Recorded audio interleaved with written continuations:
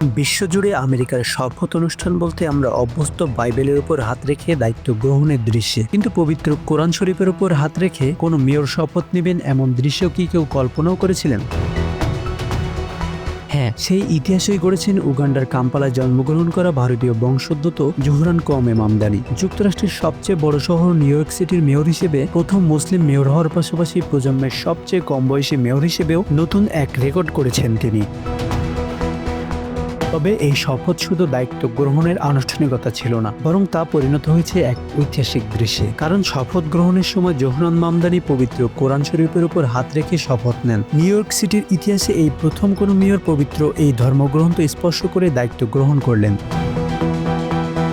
ম্যানহাটনের একটি ঐতিহাসিক ও পরিত্যক্ত সাবওয়ে স্টেশনে মধ্যরাতের ঠিক পরেই অনুষ্ঠিত হয় এই ব্যতিক্রমী অনুষ্ঠান। নিউ ইয়র্ক অঙ্গরাজ্যের অ্যাটর্নি জেনারেল ল্যাটিশিয়া জেমস শপথ বাক্য পাঠ করান। সেই সময় জোহরান মামদানির স্ত্রী রুমা দোয়াজি পবিত্র কোরআন শরীফটি ধরে রাখেন, আর সেই কোরআনের উপর হাত রেখেই শপথ নেন মামদানি।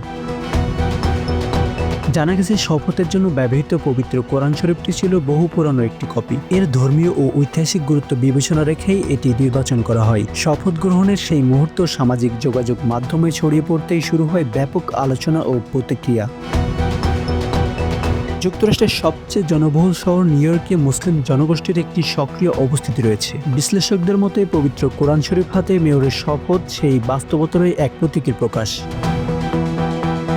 এর আগে নিউ ইয়র্ক সিটির মেয়ররা সাধারণত বাইবেল হাতে শপথ নিয়ে এসেছেন, তবে যুক্তরাষ্ট্রের সংবিধান অনুযায়ী শপথ গ্রহণের ক্ষেত্রে কোনো নির্দিষ্ট ধর্মগ্রন্থ ব্যবহারের বাধ্যবাধকতা নেই।